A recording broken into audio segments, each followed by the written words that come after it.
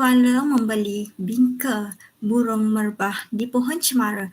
Majlis bermula, tirai dibuka. Assalamualaikum, pembuka bicara. Bismillahirrahmanirrahim. Assalamualaikum warahmatullahi wabarakatuh dan salam sejahtera. Salam anak kandung Suluh Budiman.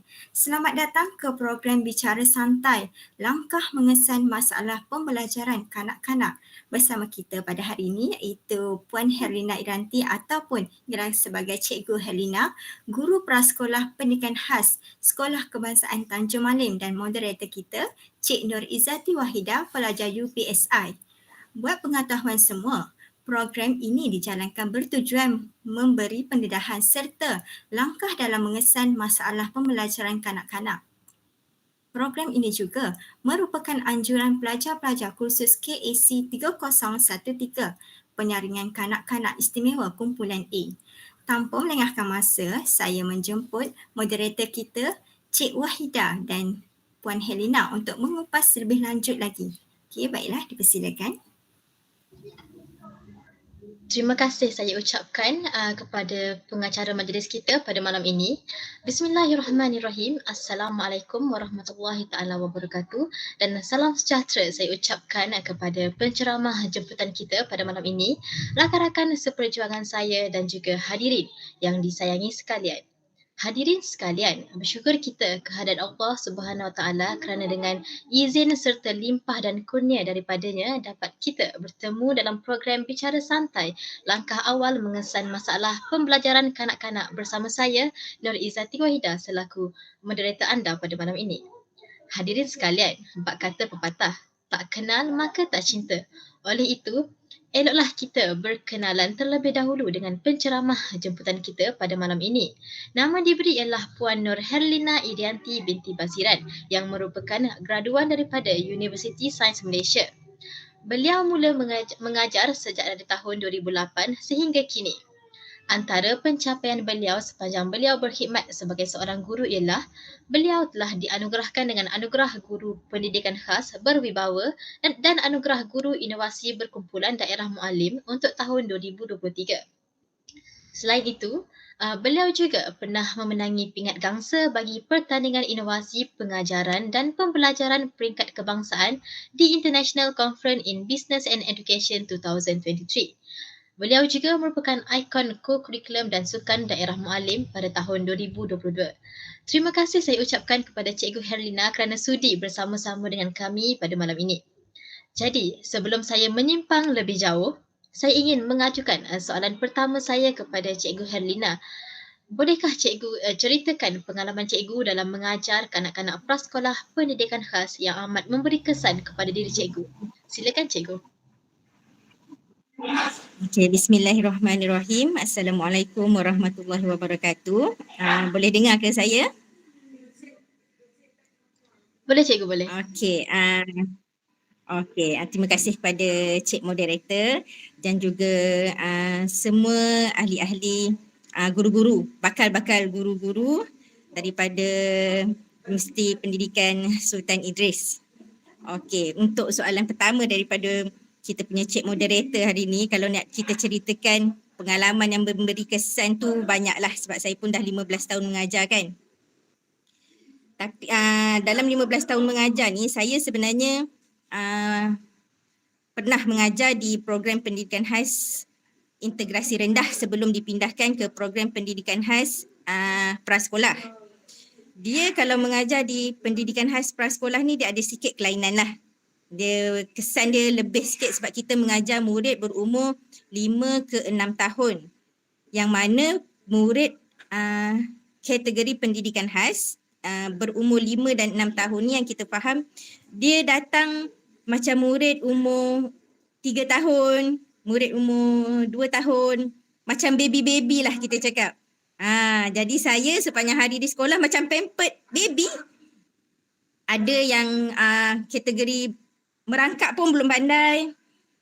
Yang selalunya memang masih belum boleh berkomunikasi secara dua hala. Jadi nampak tak kesan dia macam mana kita sebagai seorang pendidik kita nak katakan kita nak memberi input pendidikan kepada murid yang belum boleh berkomunikasi. banyak cabaran dia dekat situ. Tapi sebenarnya cabaran-cabaran itulah yang membuatkan saya rasa saya sayang pada bidang pendidikan yang saya ceburi sekarang ni. Okey, itulah yang boleh saya cerita sikit pengalaman. Sebab kalau nak cerita pasal pengalaman, tak habis malam ni sebenarnya. Sebab kita mengajar pendidikan khas, budak setiap tahun akan bertukar kan. Dia akan bertukar dan setiap tahun juga kita akan ada pengalaman yang berbeza-beza. Itu yang bestnya mengajar di prasekolah. Dia tak sama dengan pendidikan rendah. Kita akan jumpa murid mungkin dalam masa 5 ke 6 tahun murid yang sama. Tapi di prasekolah murid kita akan bertukar setiap tahun dan setiap tahun itulah kita akan ada pengalaman yang berbeza-beza sebab kita jumpa murid yang berbeza-beza, yang mana kalau ikut di prasekolah pendidikan khas, kalau nak dikatakan murid autism itu sendiri, spektrum dia sangat besar. Daripada satu individu ke individu yang lain tu, perangai dan sifat dia memang berbeza. Jadi kalau anak murid saya ada 10 orang yang berbeza-beza, 8 ke 9 tahun mengajar, saya ada lebih kurang 90 orang dengan murid yang perangainya berbeza-beza. Jadi kalau nak cerita memang tak habis. Itulah. Okey, terima kasih cikgu untuk perkongsian pengalaman cikgu. Okey, untuk soalan yang seterusnya cikgu, apakah tanda-tanda kanak-kanak tersebut mempunyai masalah pembelajaran? Adakah tanda-tanda itu dapat dilihat secara langsung atau tidak? Atau macam mana cikgu? Boleh cikgu kupaskan dengan lebih jelas? Okey, terima kasih. Kalau nak ikutkan tanda-tanda sebenarnya untuk kategori bermasalah pembelajaran ni, kalau kita nak kata kategori boleh dilihat daripada umur 18 bulan ke 3 tahun tu sebenarnya kita dah boleh nampak kepada murid-murid yang memang ada masalah yang agak severe.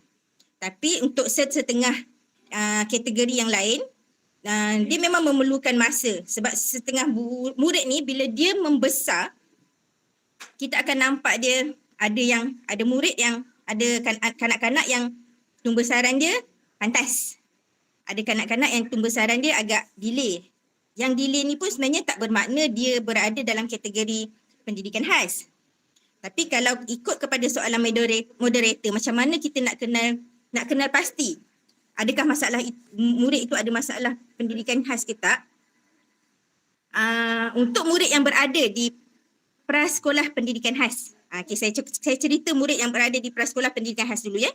Murid-murid ni memang dah dikesan bermasalah semenjak daripada umur lebih kurang 18 bulan ke 3 tahun. Sebab dari saringan Kementerian Kesihatan Malaysia, pada umur 18 bulan dan pada umur 3 tahun murid akan menjalani saringan yang kita panggil MCAT. Dia ada satu saringan untuk menentukan adakah murid ini ikut tumbesaran dia. Jadi murid yang tak ikut dia punya milestone, kita panggil, murid yang tak ikut dia punya milestone, dia berkemungkinan ada masalah dari segi masalah pembelajaran lah kita sebutkan. Ada masalah. Jadi dia akan direfer kepada doktor untuk tindakan lanjut.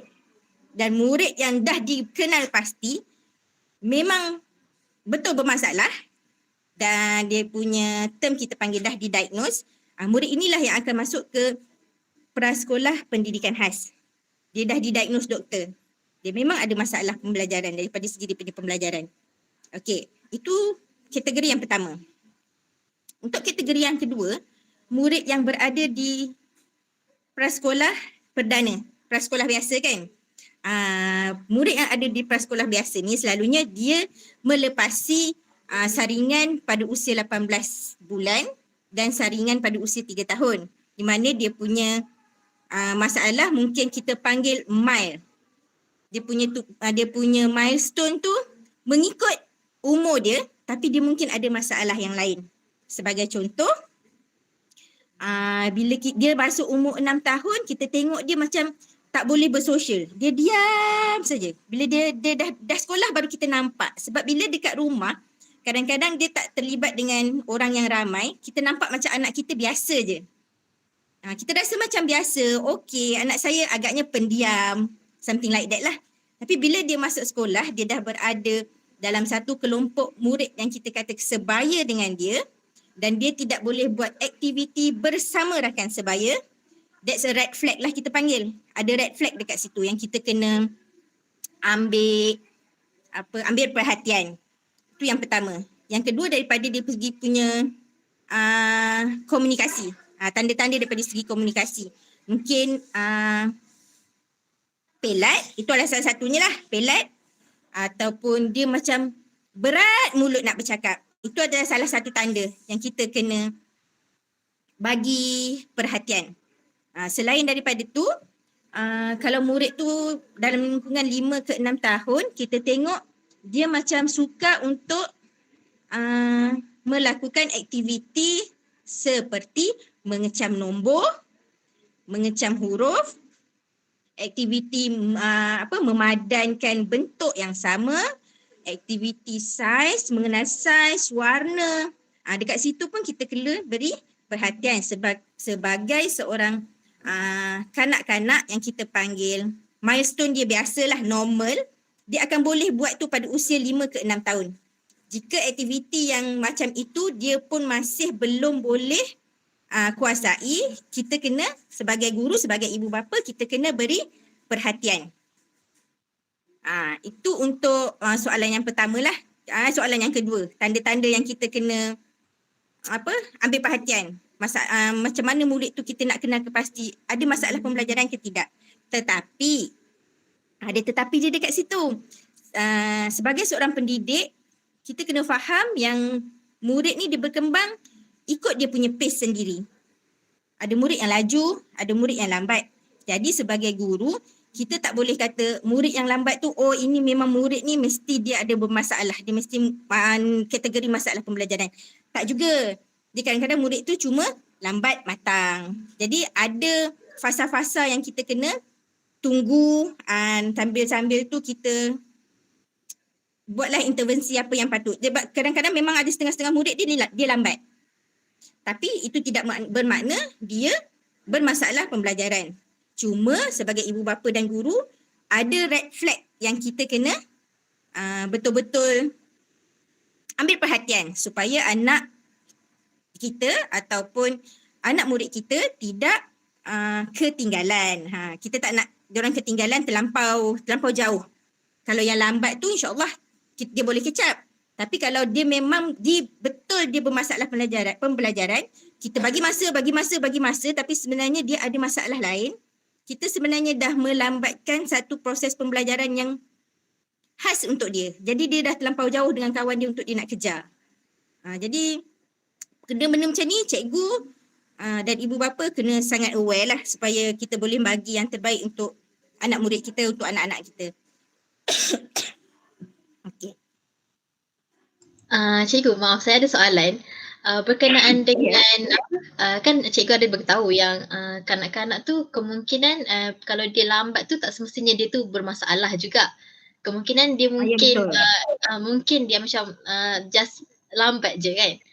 Tapi sampai tempoh umur berapa yang macam kita kena macam pantau dia punya lambat tu? Faham tak soalan saya? Ini soalan yang bagus. Sebenarnya ramai ramai lah kawan-kawan saya sendiri pun tanya, cikgu, kalaulah kata murid ni betul lah lambat, kita nak tunggu sampai bila? 6 bulan? Setahun? Okey, dia sebenarnya tak ada specific time, tak ada specific masa. Cuma sebagai seorang guru, kita kena tengok macam ni, kita bagi tempoh dia. Okey, untuk kemahiran A, katalah kemahiran mengenal huruf A, B, C, D, E. Saya bagi murid ni tempoh 1 bulan. Tengok dia boleh kuasai. Okey, 1 bulan yang pertama dia tak boleh kuasai. Tak apa, mungkin dia lewat. Saya naikkan lagi 1 bulan. 1 bulan yang kedua, dia menguasai 3 daripada 6 huruf yang kita nak dia kuasai. Ada progres tak di situ? Ada progres kan? Ada progres. Maknanya budak ni bukan tak boleh. Dia ada progres cuma lambat. Sebab kita nampak, bukti kita dah nampak. Bulan yang kedua dia dah boleh kenal 3 daripada 6 huruf. Itu yang kita kata lambat.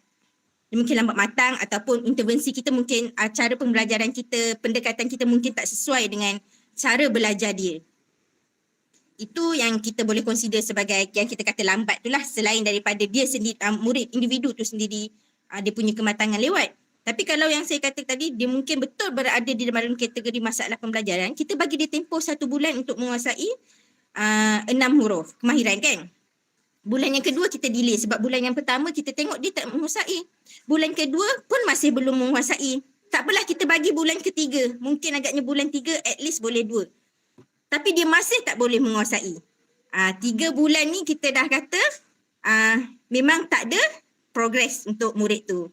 Jadi kalau saya sendiri, kalau dah nampak macam itu, kita akan terus ambil langkah-langkah yang diperlukan. Okay, sebab cerita pasal langkah ni, saya rasa ada soalan yang berikutnya, kita akan bercerita pasal langkah apa yang kita nak ambil nanti. Ya, betul cikgu. Okey, boleh saya teruskan dengan soalan yang seterusnya? Okey, boleh. Cikgu jelaskan apakah cara yang dapat dilakukan oleh ibu bapa untuk mengesan masalah pembelajaran dalam diri anak-anak mereka. Silakan cikgu. Okey. Sebagai ibu bapa, saya student UPSI belum jadi ibu bapa lah lagi. Kalau ada ibu bapa lah dalam kalangan para pendengar atau saya sendiri sebagai ibu bapa kan, sebagai ibu bapa selalunya kita akan sentiasa pantau perkembangan anak-anak daripada anak itu lahir sampai anak tu berusia 6 tahun. Sebenarnya dia punya tahap perkembangan tu memang akan dipantau oleh klinik kesihatan. Jadi kita memang akan boleh tahu anak saya ini menepati tahap perkembangan atau tidak. Itu yang pertama, daripada saringan klinik kesihatan. Sebagai ibu bapa sendiri, kita boleh tengok usia anak dah 6 bulan. Tapi anak saya masih tak boleh angkat kepala. Macam lebih kurang macam tu lah kan. Anak saya ni nampak macam lewat. Kita kena ambil langkah-langkah awal. Okay, kita pergi dia besar sikit, anak saya masuk sekolah. Macam mana parent nak tahu anak dia tu sebenarnya ada masalah ke tidak? Yang pertama, daripada tingkah laku anak-anak tu di rumah lah yang boleh dipantau oleh ibu bapa. Tu yang pertama. Mungkin dia punya komunikasi dengan adik-beradik. Kalau dia tak ada adik-beradik, memang komunikasi dengan orang-orang yang terdekat, ibu bapa, datuk, nenek, murid tu, cara dia berkomunikasi. Dia boleh berkomunikasi ataupun tidak. Itu yang pertama, komunikasi. Yang kedua, kita boleh tengok cara dia bersosial. Adakah anak saya ni bila dalam kalangan kanak-kanak yang ramai, dia boleh berkawan sesama sendiri. Ataupun dia terlampau takut, dia terlampau rasa macam ada orang luar je, dia terus masuk bilik, dia nak main sorang-sorang je. Itu main sorang-sorang tu pun sebenarnya adalah satu masalah. Setengah orang kata, anak aku ni dia memang baik, dia duduk setempat je. Tapi sebenarnya kita lupa, murid yang tidak boleh bersosial, yang duduk setempat je, yang tak bersosial tu, dia ada masalah dari dia punya sosial. Dia mungkin masalah sosial, masalah komunikasi pun mungkin juga. Okey, yang ketiga, kalau murid tu dah bersekolah, kita memang perlu ada interaksi yang sangat baik dengan guru-guru. Antara guru dan ibu bapa, kita kena ada interaksi yang sangat baik. Kita kena ada kerjasama yang sangat baik. Ibu bapa kena selalu tanya, anak saya macam mana cikgu dekat sekolah? Progres dia macam mana? Pembelajaran dia macam mana? Dan sebagai guru pula, kita pun tanggungjawab kita memang kena selalu update pada parent. Okey, anak puan setakat ni progres dia macam ni. Yang ni macam ni. Bila kita nampak macam rasa lain sikit, pergi berbincang dengan ibu bapa. Daripada situ sebenarnya kita boleh tahu dan kita boleh kesan masalah pembelajaran yang ada dalam diri kanak-kanak. Sebab murid kadang-kadang dekat rumah perangai dia lain. Dekat sekolah perangai dia lain. Jadi bila ada satu perangai yang kita pakai tingkah laku yang macam kita rasa macam lain kan. Tanya dulu parent. Mungkin dekat rumah sebenarnya dia tak buat macam tu. Tapi dekat sekolah dia buat macam tu. Jadinya komunikasi tu sangat penting lah kalau kita nak kesan masalah dalam diri murid kan. Komunikasi antara guru dengan ibu bapa. Selain daripada tu, saya sendiri selalu sarankan sebagai seorang ibu bapa, terutamanya macam ibu bapa yang muda-muda, kita memang kena ada support group. untuk kita tahu betul ke perkembangan anak aku pada umur 4 tahun ni macam ni. Anak aku umur 4 tahun, kita bukan nak banding-bandingkan anak. Kita cuma nak tengok betul tak anak kita tu keep track. Umur 4 tahun, anak saya dah pandai kenal warna. Kita tengok anak orang. Oh, anak orang ni dah pandai membaca. Maknanya ada murid umur 4 tahun yang boleh membaca. Kita pun cubalah. Boleh tak kat anak kita? Tak boleh tak apa, kita tunggu. Mungkin belum masa dia. Tahun depan kita cuba lagi. Boleh tak kat anak kita? Oh, boleh. Jadi murid tu, maknanya kanak-kanak tu perkembangan dia okey. Dia tak ada orang kata spesifik cara macam mana nak kesan kanak-kanak betul ke tidak dia bermasalah pelan. Sebab benda ni dia sangat subjektif dan dia melibatkan orang kata satu saringan perubatan yang rumit lah sebenarnya. Walaupun kita dah nampak anak kita macam ada ciri, tapi bila kita bawa pergi jumpa benda tu kita kena bawa pergi jumpa dengan pegawai perubatan yang betul-betul pakar lah supaya dia sendiri boleh, anak kita tu boleh didiagnose sama ada betul ataupun tidak. Sebabnya ada setengah-setengah murid macam dan setengah-setengah ibu bapa dia senang macam mana kita nak cakap, dia senang menjatuhkan nak cakap menjatuhkan hukum pun bukan hukum. Dia kata anak aku ni mesti ada masalah. Sebab apa? Sebab anak aku ni dia suka terbalik kiri kanan. Umur baru 4 tahun. Anak terbalik kiri kanan. Anak aku ni disleksia agaknya. Oh, tak boleh. Kita tak boleh buat macam tu. Sebab dia terlampau awal. Dan yang kedua sebenarnya sebagai ibu bapa dan sebagai murid, sebagai guru, walaupun kita nampak macam ada kelainan pada anak kita, pergi bawa jumpa doktor, sebut apa kelainan yang ada pada anak kita, tapi kita jangan self-diagnose anak-anak kita ataupun anak murid kita. Walaupun kita tengok, kuat ciri dia ni macam budak autis. Kita tak boleh sebut, saya rasa anak puan ni autis. Tak boleh tahu cikgu-cikgu. Bakal-bakal cikgu-cikgu. Kita semua boleh cakap, puan, anak puan ni saya tengok memang tak bercakap dan anak puan ni memang akan main sorang-sorang di sekolah. Kita nampak macam ada satu kelainan dekat situ. Boleh tak kalau saya cadangkan supaya anak puan dibawa kepada pegawai perubatan untuk tindakan lanjut. Itu je yang kita boleh cakap. Jangan self-diagnose anak-anak dan anak murid kita. Sebabnya antara satu masalah, kategori masalah pembelajaran ke satu masalah pembelajaran yang lain, dia ada satu jurang yang sangat halus. Kita rasa macam autism, tapi dia macam sangat aktif. Macam hyper pun ada. Tapi dia macam nak kata lambat membaca tak, budak ni cerdik betul. Kita pun rasa kita pun tak tahu. Jadi kategori tu dia dikategorikan dalam masalah apa, memang bukan tanggungjawab guru atau tanggungjawab ibu bapa. Dia memang adalah tanggungjawab pegawai perubatan sepenuhnya sebab dia punya saringan-saringan dan ujian-ujian yang akan murid itu lalui yang akan menentukan apakah kategori masalah anak-anak murid ataupun anak kita tadi. Benda ni kita kena titik beratkan. Kita cuma boleh kesan anak kita ada kelainan sekian-sekian kelainan.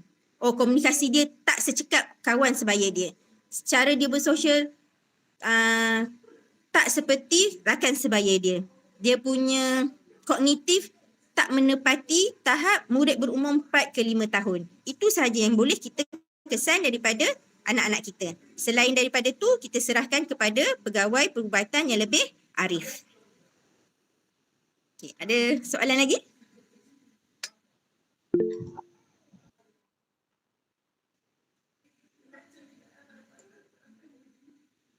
Kalau ada soalan, moderator boleh bacakan untuk saya ya, sebab saya tak nampak soalan dia dekat sini. Okey, boleh cikgu kejap saya Okay. untuk soalan yang berikutnya, kalau soalan yang daripada penonton kita tanyakan di akhir time nanti sesi soal jawab boleh? Okey, boleh. Untuk soalan yang seterusnya adalah berkaitan dengan langkah-langkah. apakah langkah-langkah yang perlu dilakukan oleh ibu bapa apabila anak-anak mereka mempunyai tanda-tanda masalah pembelajaran seperti yang cikgu nyatakan tadi?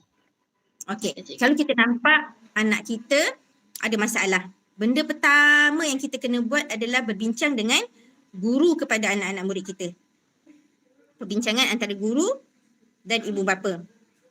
Itu benda pertama. Okey, langkah seterusnya, bagi pihak guru pula, guru kalau budak tu dah sekolah lah, selalunya budak sekarang umur 4 tahun dah sekolah kan. Okey, daripada pihak guru pula, guru boleh sediakan satu laporan. Satu laporan perkembangan murid yang menyebut dia punya murid punya komunikasi di dalam kelas, cara dia bersosial, apa aktiviti yang dia boleh buat, apa aktiviti yang dia tak boleh buat. Okay, apa tingkah laku dia yang memberi masalah kepada orang sekeliling, tantrum ke ataupun dia seorang murid yang cepat memberi reaksi marah, apa saja. Dan laporan itu diberi kepada ibu bapa untuk dibawa kepada pegawai perubatan. Selalunya saya sarankan kepada ibu bapa untuk pergi ke klinik kesihatan dulu. Okay. Ke klinik kesihatan, dan klinik kesihatan akan refer anak-anak murid tuan-tuan perempuan ke pegawai perubatan di hospital. Sama ada pakar kanak-kanak, selalunya dia akan bermula dengan pegawai perubatan biasa, dan dia akan dipecahkan kepada beberapa pegawai yang lain lah. Selalunya murid akan pergi ke pediatrician, psikologis, dia akan pergi kepada cabang-cabang yang pegawai perubatan itu sendiri rasakan perlu. Yang penting kat sini, berbincanglah dengan guru-guru, perbincangan antara guru dan ibu bapa. Yang kedua, guru-guru sediakan laporan perkembangan murid.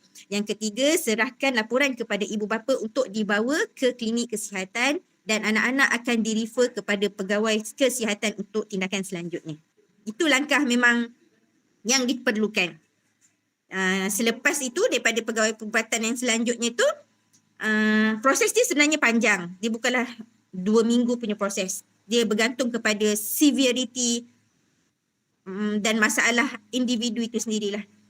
Selepas tu kalau anak tu didiagnose dan pegawai perubatan menyarankan supaya dia berada di pendidikan khas, dia ada satu borang yang pegawai perubatan ni akan isi. Borang ni akan dibawa ke Jabatan Pendidikan Daerah untuk murid ni ditempatkan di sekolah yang disarankan oleh doktor, sama ada dia berada di program pendidikan khas integrasi ataupun dia diinklusifkan di aliran perdana. Bergantung kepada tahap murid itulah, dan bergantung kepada diagnos yang diberi oleh doktor tersebut.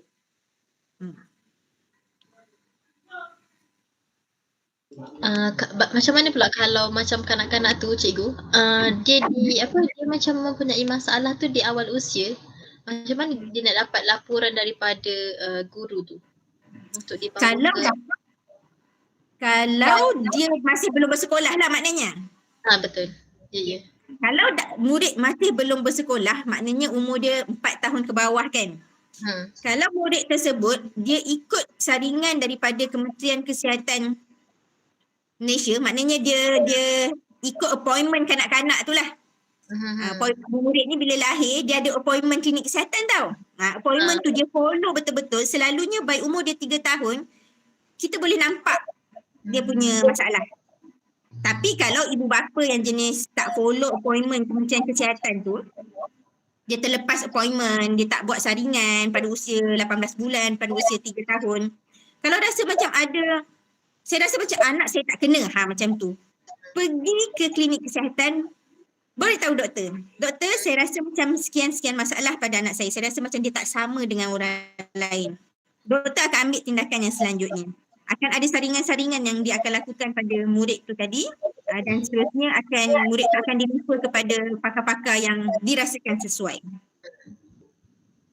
Okey, terima kasih cikgu. Untuk soalan yang terakhir, apakah antara contoh aktiviti yang boleh dilakukan oleh ibu bapa di rumah untuk mengesan kanak-kanak yang mempunyai masalah pembelajaran? Maknanya kita memang dah tahu murid ni ada masalah pembelajaran. Ya, betul. Aktiviti, saya selalu sarankan pada parent lah, aktiviti yang kita nak buat kat rumah ni selalu ni dia kena aktiviti yang fun. Sebab aktiviti yang diperlukan untuk murid-murid ni, kita panggil, kita nak stimulate lah murid-murid ni. Dia punya kognitif kita nak stimulate, kita nak stimulate dia punya oral apa semua. Sebenarnya aktiviti simple je. Yang paling penting pada murid, kalau kita tengok pada, saya nak ajar pula lah pasal orang kata piramid pembelajaran tu kan. Kalau kita tengok pada piramid pembelajaran tu, kalau tuan-tuan dan puan-puan boleh google lah nanti. Tengoklah piramid pembelajaran tu, dia punya base tu adalah sensory. Dia punya base yang paling bawah itu adalah sensory. Yang kedua tu dia barulah masuk motor kasar, motor halus, yang atas sekali tu barulah komunikasi, kognitif, tu semua duduk kat atas sekali. Maknanya apa? Yang bila kita kata yang kat bawah ni sensory tu maknanya apa? Apa aktiviti yang paling sesuai? Aktiviti yang merangsang sensory anak-anak. Kita ada berapa sensory? Kita ada sentuhan, kita ada auditori, kita ada visual, yang itu yang kita rangsang. Cara dia macam mana? Boleh main pasir, boleh bagi anak main slime, saya tak tahulah sebab slime ni sekarang ada anak sampai letak dalam atas kepala, tapi benda-benda yang seakan-akan macam itulah. Air yang kita masukkan pasir dalam air, kita boleh main tepung, kita boleh main macam-macam. Kalau kita rasa macam malas lah nak buat tepung-tepung ni bagaikan, dekat pasaran luar sana sebenarnya ada macam-macam jenis permainan yang kita boleh beli untuk stimulate sensori anak-anak. Rajin dengan tak rajin nak google je lah, kat Shopee tu macam-macam ada sebenarnya. Tapi mainan tu yang saya nak cakapkan sekarang ni, aktiviti tu mestilah kena satu aktiviti yang boleh stimulate dia punya sensory. Itu yang penting, sensory yang bawah sekali tu. Messi play main tepung ke, main plastisin ke, main yang berkaitan dengan warna supaya dia punya visual tu kita rangsang, yang berkaitan dengan pendengaran supaya dia punya auditori tu kita rangsang. Kalau kita rasa bila base tu dah kukuh, dia sebenarnya secara semula jadi murid itu akan berkembang kemahiran dia yang seterusnya. Kemahiran motor kasar, motor halus. Dia sebenarnya kalau untuk murid yang normal ni sebenarnya kita tak nampak pun kita rangsang dia punya sensory. Tapi tahu-tahu dia dah pandai menulis, betul? Tapi sebenarnya masa kecil murid tu bermain, ada aktiviti sensory tu. Cuma kita taklah buat benda tu secara formal. Dia main Lego, dia main pasir, betul? Dia main air, dia dengar muzik, dia tengok benda berwarna, dia cium bunga, benda as simple as that.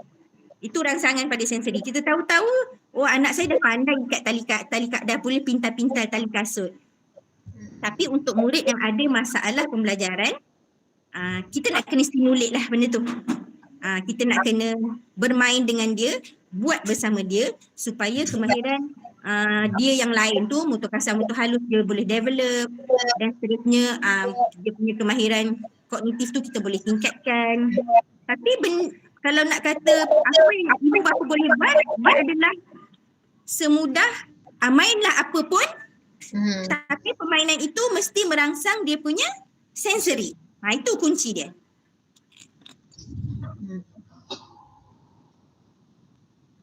Kiranya cikgu, dia macam sensory tu benda paling utama lah untuk kanak-kanak. Kiranya untuk apa, dia punya perkembangan dari dia kecil lagi.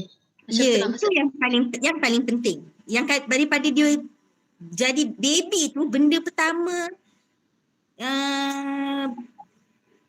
apa yang dia akan serap masuk adalah melalui sensory. Dia tak pandai bercakap kan? Tapi dia rasa macam dia dengar suara mak dia. Dia rasa dia macam dengar bunyi angin. Dia rasa dia macam tapi dia tak belum boleh bercakap sebab tak develop lagi. Tapi itulah rangsangan-rangsangan yang dia ambil. Lepas tu dia meniarap. Bila dia meniarap, Dia mula berjalan sana, berjalan sini, dia mula capai barang masuk mulut. Kan? Semua tu ada di situ sebenarnya. Tapi untuk murid-murid berkeperluan khas ni, kita kena bagi rancangan daripada luar. Sebab mungkin tak cukup. Yang dia ada tu sekarang tak cukup untuk menjadikan perkembangan dia macam murid yang biasa. Jadi kita kena stimulate daripada luar. Sama juga untuk murid kalau di prasekolah pendidikan khas, murid yang datang tu memang benda pertama sekali bila kita dah siap segala penilaian, apa yang boleh, apa yang tak boleh untuk murid tu lakukan, kita akan stimulate dia punya sensori dulu. Sebab kita tahu tak guna kita ajar murid tu menulis kalau pemahiran motor halus, motor kasar dia pun dia masih belum kuasai, betul? Saya buat kerja sia-sia nanti. Betul tak guna saya nak merangsang kemahiran motor kasar, motor halus sedangkan sensori dia tak develop lagi. Betul? Jadinya kita kena buat satu penilaian kat mana sebenarnya tahap budak tu dan daripada situlah kita bermula. Orang kata kita kena rendahkan serendah-rendahnya. Kalau masih sensori dia yang bermasalah, makanya sensorilah yang kita kena rangsang. Kita tak boleh buat yang atas untuk mengharapkan yang bawah tu berkembang. Dia kena kita buat yang bawah supaya kita boleh menuju ke atas. Faham tak saya cakap apa? Kan? Faham. Macam tu. Faham. Okey cikgu, terima kasih cikgu di atas penerangan dan penjelasan yang saya kira amat bermanfaat berkenaan dengan masalah pembelajaran kanak-kanak. Ia bukan sahaja memberi manfaat kepada saya dan rakan-rakan, malah kepada semua penonton kita di Facebook Live pada malam ini. Sebelum kita meneruskan bicara santai kita pada malam ini dengan sesi soal jawab, kita akan berehat seketika.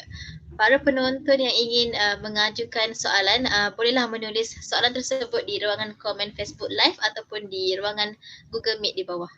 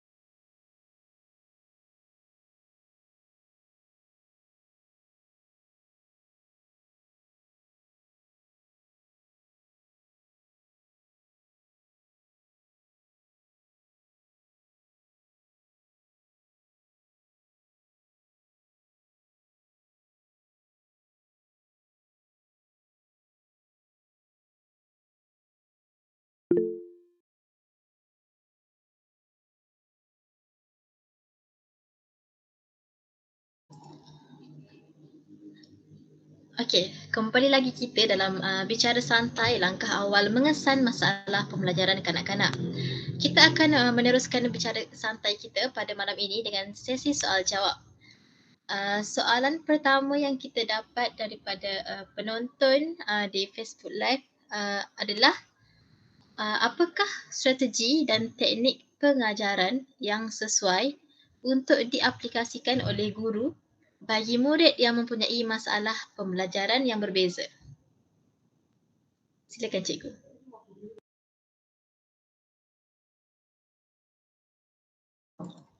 Cikgu tak buka mic.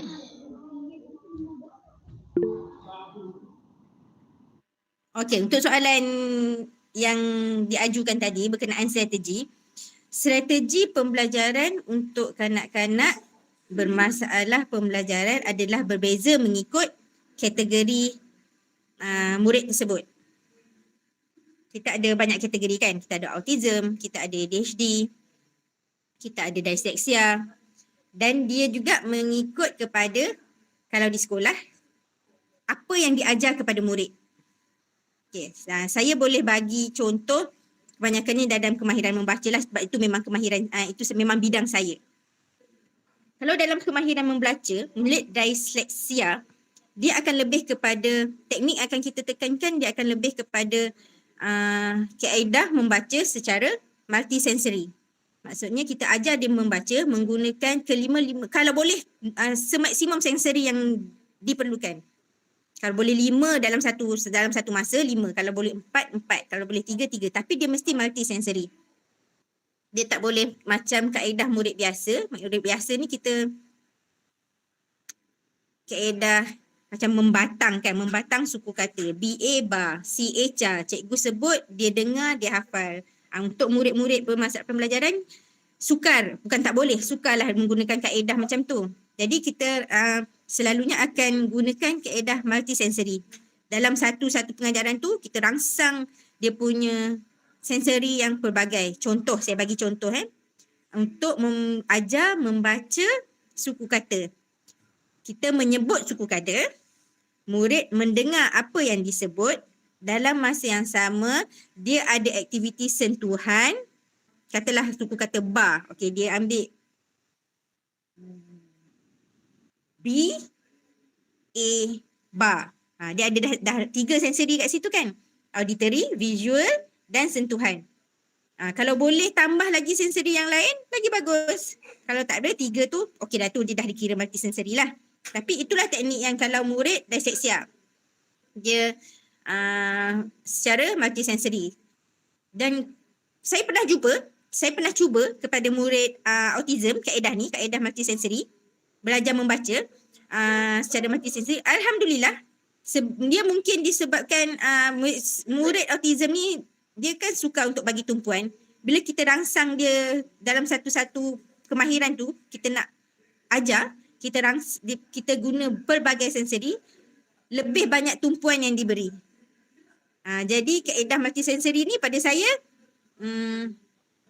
bukan nak dikata berkesan, lebih mendatangkan kesan yang baik. Mungkin ada strategi yang lain. Jangan kata Cikgu Lina kata multisensori yang paling bagus. Saya tak cakaplah macam itu. Tapi saya sendiri, memang akan menggunakan kaedah multisensori. Dan untuk pengetahuan semua, untuk peringkat gangster yang saya menangi peringkat kebangsaan tu pun, inovasinya adalah dalam membangunkan satu kaedah membaca menggunakan kaedah metod multisensori. Yang itu memang alhamdulillah setakat ini berjaya. Ada peningkatan yang kita nampak. Tapi sebenarnya selain daripada multisensori, macam-macam. Ingat tak dulu ada satu masa kaedah fonik sangat terkenal. Okey, sekarang ni pun kaedah fonik dikatakan sangat bersesuaian untuk digunakan ke atas murid berkeperluan khas untuk mengajar mereka menguasai kemahiran membaca. Cuma tak semua guru, tak semua pendidik dia mahir dengan kaedah fonik. Cuma saya nasihatkan kalau betul kita nak ajar anak kita menggunakan kaedah fonik, sebagai ibu bapa, sebagai guru, kita dulu kena belajar apa itu kaedah fonik. Sebab kaedah fonik ni dia bukan sekadar membunyikan huruf. Dia fonik in English and fonik in Malay ada beza dia. Daripada bunyi huruf itu sendiri memang ada beza. Kalau macam saya pernah tengok ada seorang guru lah, dia kata mengajar kaedah fonik. Masa tu praktikal. Dia guna beh, a, ba. Okay. Bunyi beh tu memang kalau bunyi huruf B tu memang kita akan sebut beh lah, beh. Kan? A, ba. Tapi kalau kita fikir baliklah sebagai manusia yang alhamdulillah kita ni boleh berfikir macam mana beh A tu boleh bunyi ba. Sedangkan macam tak ada boleh nak gabung kan. Kita macam lebih susah kan lagi benda tu. BA tu pun dia tak boleh nak blend. Kita nak suruh dia blend beh A. Bunyinya ba. Macam tak logik. Lepas tu saya cakap, sebenarnya belajar tak kaedah fonik? Saya belajar tengok-tengok kira Google macam tu. Macam tu tak boleh. Kita kena mendalami satu strategi tu secara mendalam sebelum kita implement kepada anak murid kita. Kita tak sebut beh, a, ba. Beh tu, tu tikit tak, dia akan jadi silent. Kita akan combine dengan ba. Ceh kita tak sebut ceh. Dia je ca. Barulah dia boleh blend huruf tu dengan lebih mudah. Kita nak memudahkan supaya dia boleh menguasai. Kita tusahkan dia lagi. Dari mana kita nak nampak dia progress? Kadang-kadang benda ni pun kita kena fikir. Sebenarnya budak ni tak progress, adakah disebabkan oleh diri dia ataupun sebenarnya strategi kita yang salah? Atau metod yang kita guna tu yang salah? Jadi kalau kita, saya nasihatkan kalau nak mengimplement apa-apa strategi, dalami dulu strategi tu, belajar dengan mendalam, baru kita implement. Kalau tak, kita tak akan nampak hasil dia. Okay, itu satu. Multisensory, phonics. Sekarang ada, ini bukan yang baru, macam brain gym. Brain gym ni pun sekarang orang dah semakin ramai yang guna. Nak stimulate anak punya sebelum dia belajar. Tahu kan brain gym kan? Sebelum dia belajar, dia akan buat satu pergerakan. Saya panggillah pergerakan yang boleh stimulate anak tu punya otak lah, supaya berkembang dan menerima segala kemahiran yang kita nak bagi pada dia lah. Brain gym antara salah satu metod yang boleh, yang berkesan. Cikgu-cikgu, bakal-bakal cikgu boleh carilah brain gym. Ramai cikgu guru-guru pemulihan sekarang dah mula diajar untuk menggunakan brain gym untuk memulakan sesi pembelajaran. Okey, ada soalan lain? Ada cikgu. Untuk soalan yang kedua, apakah cabaran cikgu apabila mengajar murid-murid yang mempunyai masalah pembelajaran? Cabaran tu banyak. Cumanya kita ni rasa agak suka untuk mengajar murid bermasalah pembelajaran. Yang pertama tu sebab dia tak boleh berkomunikasi. Tak ada komunikasi dua hala. Dia pun tak boleh nak minta melalui komunikasi dan dia tak boleh nak respon kepada apa yang kita bagi tahu pada dia. Jadi macam mana cara cikgu ni mengajar kan kalau tak ada komunikasi? Sebagai guru, cabaran saya yang paling utama, pertamanya sebab saya mengajar prasekolah pendidikan khas, saya kena belajar gesture anak-anak dulu. Macam mana dia nak minta, kalau 10 orang lah kita kena perhati. Kalau jadi guru, especially guru-guru prasekolah pendidikan khas, itulah cabaran kita yang paling utama. Bila murid masuk, kita memang tak kenal, totally tak kenal dia lah sebenarnya kan. Kita tak kenal dia, kita kena faham sifat dia, tingkah laku dia, apa yang akan menyebabkan tingkah laku dia tu trigger. Macam mana kita nak tahu gesture-gesture bahasa dia. Tu makan masa kadang-kadang sampai 6 bulan lah. Bayangkan dia setahun je prasekolah, 6 bulan nak faham yang itu je kan. Saya ada berapa banyak masa. Jadi kita memang nak kena struggle sebenarnya. Kalau ada cikgu-cikgu kat sini yang nanti direzekikan untuk mengajar di prasekolah pendidikan khas, kena bear in mind lah, mental tu memang kena kuat. Supaya kita sebenarnya dapat membantu anak-anak, kita panggil anak syurga lah kan. Anak-anak syurga tu untuk develop dengan lebih baik. tak banyak kita dapat sikit. Tapi kalau orang nak tanya pasal cabaran tu, itu memang cabaran paling utama. Tak kena dengan orangnya, kita boleh orang kata, kalau orang sekarang ni panggil mata, oh mental lah aku ni. Memang mental lah cikgu-cikgu kata. Tapi saya kata, once kita suka apa yang kita buat, insya-Allah kita boleh menerima apa pun cabaran dia. Okey, ada soalan yang lain? Okey cikgu, untuk soalan yang terakhir, apakah nasihat cikgu kepada ibu bapa di luar sana yang memandang rendah ataupun memandang mudah terhadap masalah pembelajaran kanak-kanak ini?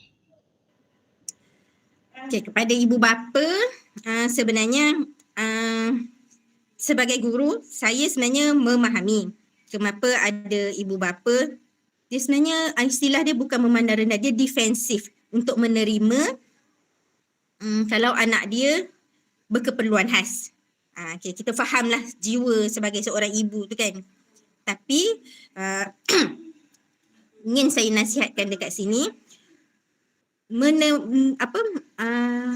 menerima ataupun ada anak berkeperluan khas bukanlah pengakhiran untuk segala-galanya.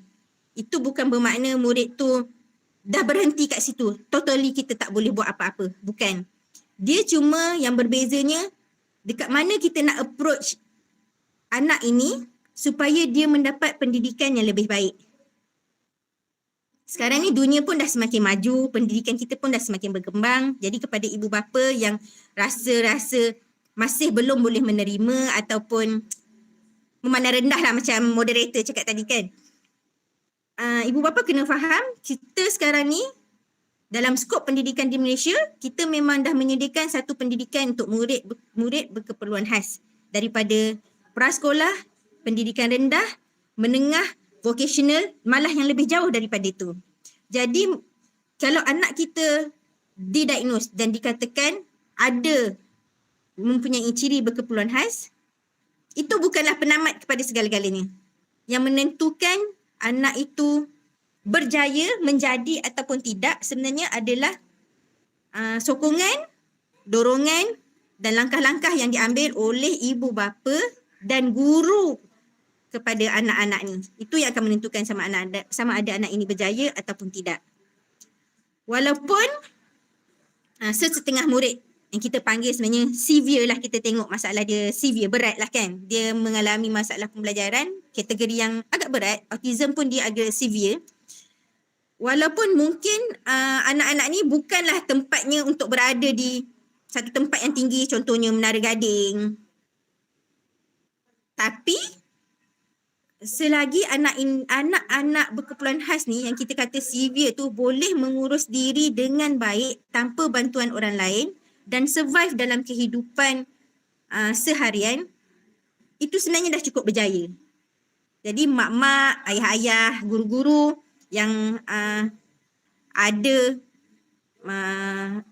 anak berkeperluan khas atau guru-guru yang akan, mungkin guru-guru guru-guru aliran perdana tapi dia ada anak berkeperluan khas dalam kelas dia, terimalah anak-anak ni dengan hati yang terbuka. Sebab apa? Sebabnya sebenarnya Allah bukan sedang menguji dia saja. Allah tu sebenarnya, Tuhan tu sedang menguji kita. Apa yang kita boleh beri, apa yang kita boleh buat kepada satu figura manusia yang kita panggil manusia istimewa, dan macam mana kita membentuk dia supaya dia boleh berdiri di atas kaki sendiri.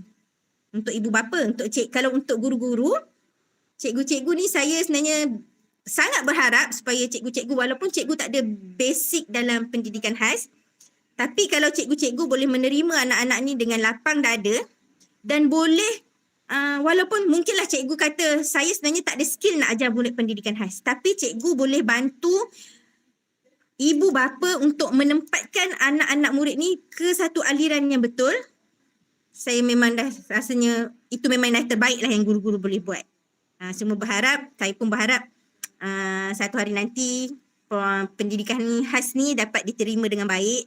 Dia akan berkembang seiring dengan negara-negara maju, sebab sebenarnya walaupun kita ni sebenarnya dah ada satu sistem, dah ada satu aliran yang bagus, tapi sebenarnya kalau nak dikomparekan dengan negara-negara yang lain, banyak yang kita boleh perbetulkan, banyak yang kita boleh implement lagi. Dan harapan saya besarlah supaya kita sama-sama menjadikan anak-anak berkeperluan khas ni sebagai anak-anak murid yang berdikari dan boleh hidup tanpa dibantu orang lain. Itu saja. Okey cikgu, maaf cikgu ada soalan terakhir. Oh, ada lagi? Betul, soalan terakhir daripada Facebook Live. Okey. Bagaimana cara cikgu dapat membantu kanak-kanak yang mempunyai masalah pembelajaran dalam kelas yang normal? Selalunya murid bermasalah pembelajaran yang duduk di aliran perdana ni, kelas normal tu lah kita panggil kelas aliran perdana. Selalunya dia bukanlah murid yang ada masalah pembelajaran yang severe sebenarnya. Sebab kalau dia ada masalah pembelajaran yang berat, dia dah lama ditempatkan di pendidikan khas. Secara logiknya lah kan. Murid yang kebanyakannya berada di aliran perdana ni sebenarnya kebanyakannya, kalau ikut pengalaman saya, kebanyakannya semua adalah lebih ramai yang kategori disleksia. Okay. Kategori disleksia ni, dia tak ada masalah lain kecuali masalah membaca. Dia memang ada kesukaran membaca. Kalau tanya macam mana kita nak bantu, sekarang ni kita ada satu pendekatan yang kita panggilkan pendekatan terbeza. Maknanya kita dalam satu kelas, kita ada objektif yang berbeza-beza untuk kumpulan yang berbeza-beza. Jadi sebenarnya tak ada masalah sebenarnya. Kalau ada satu murid berkeperluan khas dalam kelas, kita implement satu metod yang berbeza untuk dia saja. Untuk dia saja. Cumanya, apa yang perlu saya ingatkan dekat sini, sebenarnya saya faham kalau di aliran perdana murid ramai. Kita nak adakan satu pendekatan khas untuk seorang individu murid kadang-kadang tak sempat. Cumanya kita kena bagi perhatian macam ni. Sekiranya murid tu memang betul ada masalah dari segi kognitif ataupun masalah membaca je. Dia cuma, yelah kalau kita istilahkan macam tak pandai lah. Tapi dia tak ada masalah tingkah laku yang lain. Maknanya dia boleh kekal di aliran perdana dengan pendekatan terbeza tu. Kita bagi dia satu objektif pembelajaran yang lebih rendah lah berbanding kawan dia kat kelas. Menggunakan pendekatan terbeza tu lah. Tapi sekiranya dia ada masalah tingkah laku yang lain, saya sebenarnya tak syorkan untuk dia terus berada di pendidikan khas.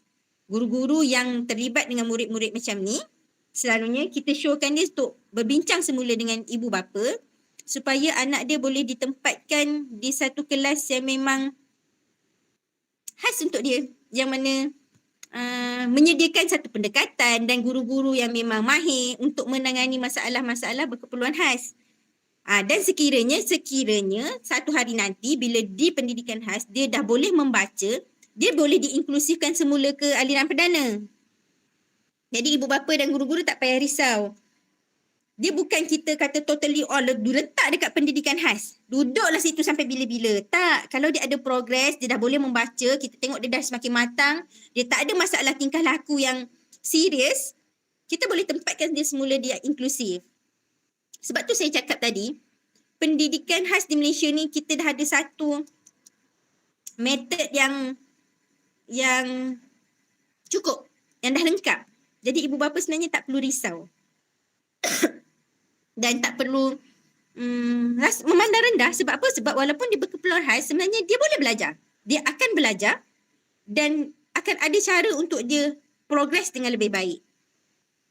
Cuma kita kena ambil tahulah apa itu. Sebab tu saya tekankan tadi, guru dan ibu bapa dia kena ada interaksi dan komunikasi yang sangat baik. Kalau tak, benda ni takkan berjaya lah. Dia jadi angan-angan kosong je. Okey, ada soalan lain? Tak ada cikgu, itu soalan terakhir. Terima kasih saya ucapkan kepada Cikgu Helena kerana sudi memberi perkongsian dan pendedahan berkenaan dengan langkah awal dalam mengesan masalah pembelajaran kanak-kanak pada malam ini. Semoga perkongsian pada malam ini dapat memberikan manfaat kepada diri saya dan juga penonton-penonton di luar sana agar tidak memandang mudah terhadap masalah pembelajaran kanak-kanak ini. Sebelum saya mengakhiri bicara santai kita pada hari ini, terimalah serangkap pantun yang berbunyi, tuailah padi antara masak, esok jangan layu-layuan. Intailah kami antara nampak, esok jangan rindu-rinduan. Sekian sahaja untuk hari ini. Terkasar bahasa, tersilap bicara, mohon dimaafkan. Sesungguhnya yang baik itu datangnya daripada Yang Maha Pencipta dan yang kurang elok itu datangnya dari kekhilafan diri kami sendiri. Wallahu alam, saya akhiri bicara santai kita pada malam ini dengan lafaz yang mulia. Wabillahi taufiq wa hidayah. Wassalamualaikum warahmatullahi wabarakatuh. Dengan ini saya serahkan kembali majlis ini kepada pengacara majlis. Okey, baiklah. Okey, cikgu. Saya nak minta untuk sesi fotografi dulu boleh? Okey. Okey, 1, 2, 3. Sekejap ya. Okey, sekali lagi. 1, 2, 3. Okey, freestyle. 1, 2, 3. Okey, terima kasih banyak-banyak cikgu.